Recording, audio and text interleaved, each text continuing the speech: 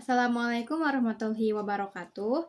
Kami dari kelompok 10 yang akan memaparkan materi perhitungan metode Fuji dari jurnal yang berjudul Penerapan Metode Fuji Tsukamoto dalam Penilaian Kinerja Karyawan di Perusahaan Air Minum di Kabupaten Oku. Saya Alfiatul Luluah dan rekan saya Fatia Fatarani. Latar belakang di era bisnis yang kompetitif saat ini, perusahaan harus dapat mengidentifikasi dan memotivasi karyawan yang berkinerja tinggi untuk mencapai tujuan perusahaan. Salah satu cara yang efektif untuk mendorong motivasi karyawan adalah dengan memberikan pengakuan berupa reward yang sesuai dengan kinerjanya. Proses penilaian untuk menentukan karyawan terbaik perlu adanya pertimbangan dan tentunya tidak mudah karena harus dengan kriteria-kriteria yang ditetapkan perusahaan. Salah satu perusahaan tersebut seperti perusahaan air minum Kabupaten Oku.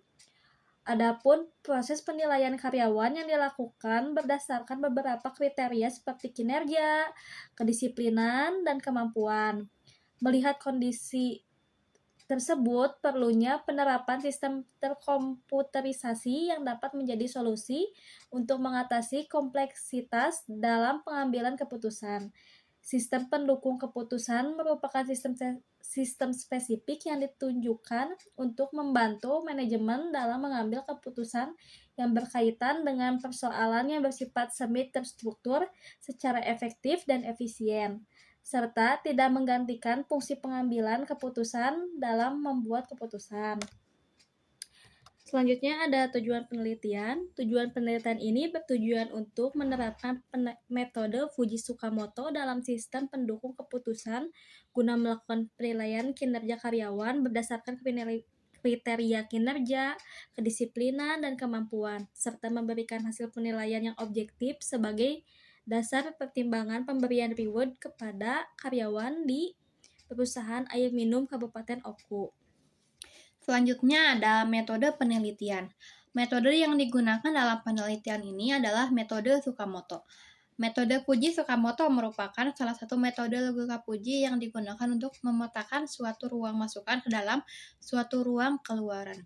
Teori himpunan Fuji merupakan kerangka matematis yang digunakan untuk mempresentasikan ketidakpasti. Logika Fuji merupakan logika yang klasik yang dinyatakan bahwa segala sesuatu bersifat biner, artinya hanya mempunyai dua kemungkinan, iya atau tidak, baik atau buruk. Proses pengambilan keputusan dengan menggunakan metode Fuji Tsukamoto dilakukan dengan melalui beberapa tahapan sebagai berikut. Yang pertama, yaitu menentukan variabel Fuji, merupakan variabel yang hendak dibahas dalam suatu sistem Fuji. Kemudian yang kedua, menentukan himpunan Fuji, merupakan suatu grup yang mewakili suatu kondisi atau keadaan tertentu dalam suatu variabel Fuji. Yang ketiga ada fujifikasi. Poin pertama yaitu menentukan fungsi keanggotaan setiap himpunan Fuji pada masing-masing variabel Fuji dengan mempresentasi yang digunakan. Poin 2 yaitu menghitung nilai keanggotaan berdasarkan fungsi keanggotaan yang telah diperoleh.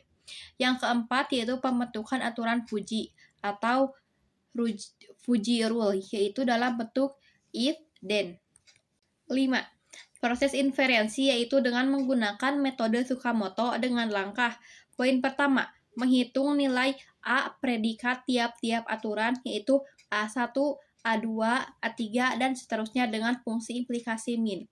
Poin kedua yaitu menghitung hasil inferensi secara tegas atau CRIPS masing-masing aturan Z1, Z2, Z3, dan seterusnya dari masing-masing nilai A predikat yang telah diketahui. Dan yang terakhir ada defujifikasi dengan menggunakan metode weighted average atau rata-rata berbobot dengan rumus Z sama dengan A predikat 1 dikali Z1 ditambah A predikat 2 dikali Z2 dan seterusnya dibagi A predikat 1 ditambah A predikat 2 A predikat 3 dan seterusnya. Selanjutnya yaitu ada hasil dan pembahasan. Untuk mengetahui bagaimana hasil penilaian, Berikut penjelasan langkah-langkah penyelesaian metode Fuzzy Tsukamoto dengan mengambil satu data karyawan sebagai sebuah kasus. Data karyawan yang akan dinilai yaitu bernama Maulana dengan nilai variabel kinerja sama dengan 78, kedisiplinan 79, dan kemampuan 75. Yang pertama ada proses pujifikasi.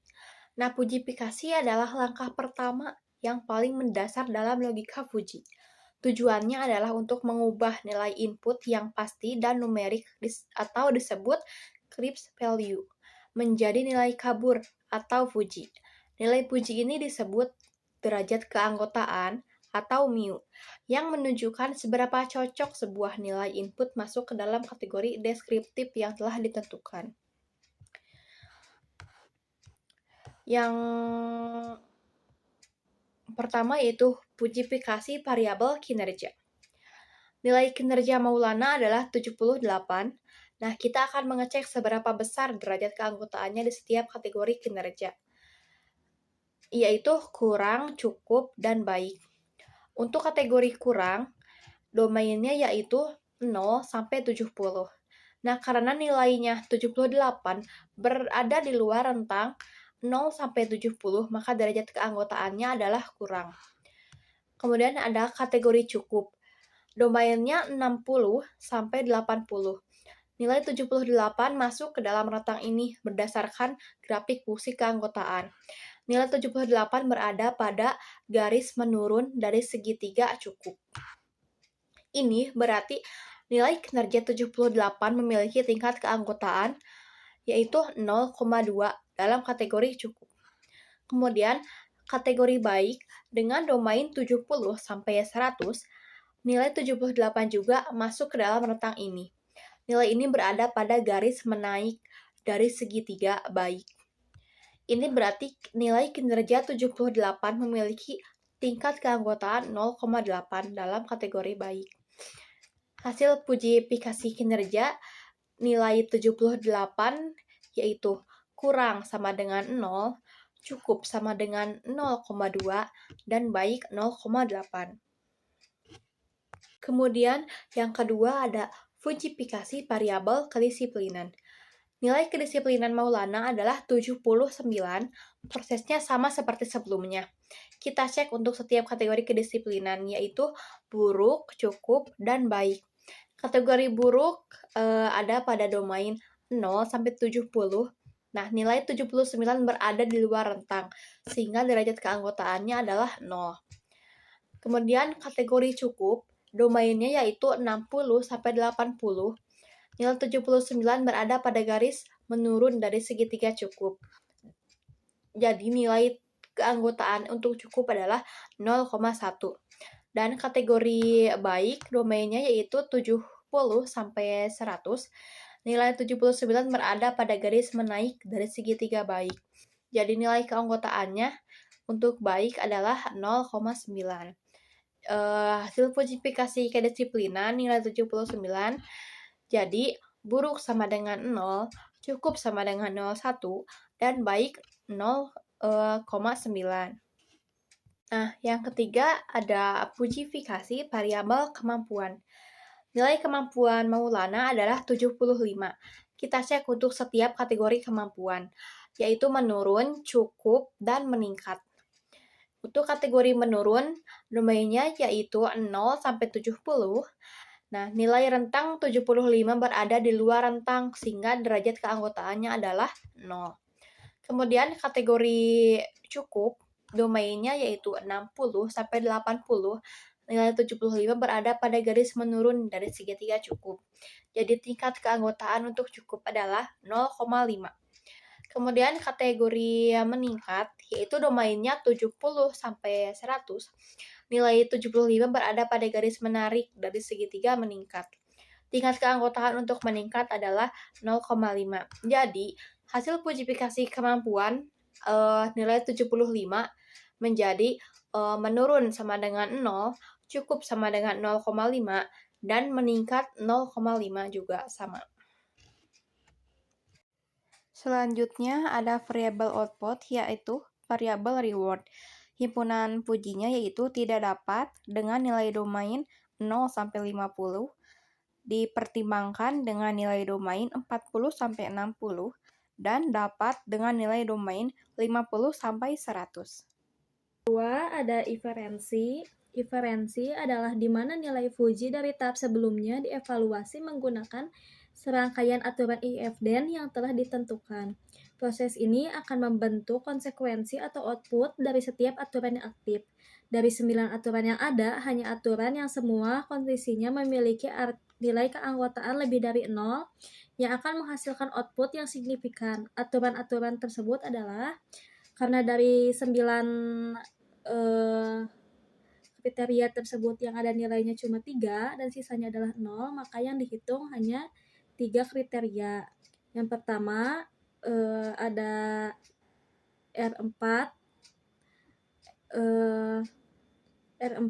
IF kinerja cukup and kedisiplinan baik dan kemampuan meningkat, dan reward dipertimbangkan. A4 sama dengan kinerja cukupnya, nilainya adalah 0,2, kedisiplinan baiknya 0,9, kemampuan meningkatnya 0,5. Diambil yang paling kecil, berarti 0,2. Berdasarkan aturan R4, himpunan reward dipertimbangkan, maka nilai Z4 adalah 50. Bisa dilihat di slide sebelumnya.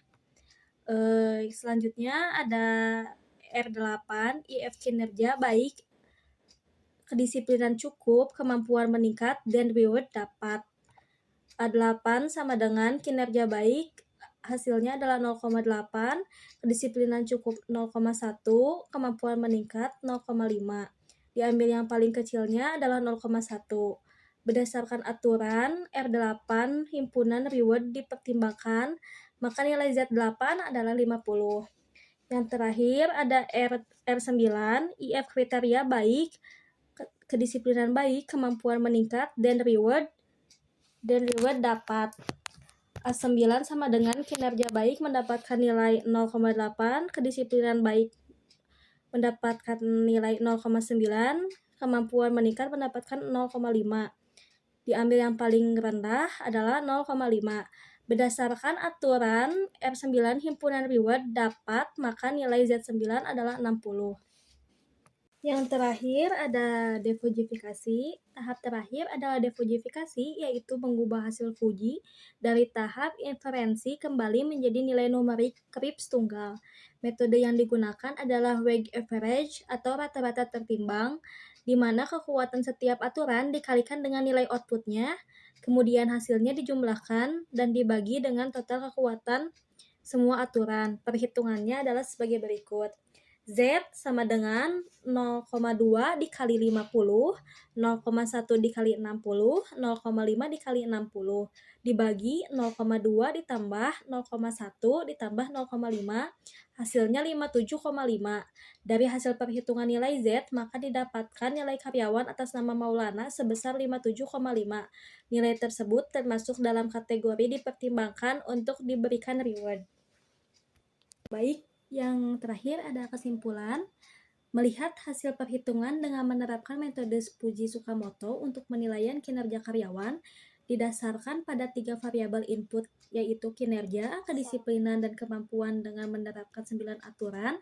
Hasil akhir dari penilaian didapatkan nilai Z sebesar 57,5 atas Maulana. Nilai tersebut termasuk dalam kategori dipertimbangkan untuk diberikan reward. Berdasarkan hasil penilaian di atas, dapat disimpulkan bahwa metode Fuji Tsukamoto dapat diterapkan dalam penilaian kinerja karyawan.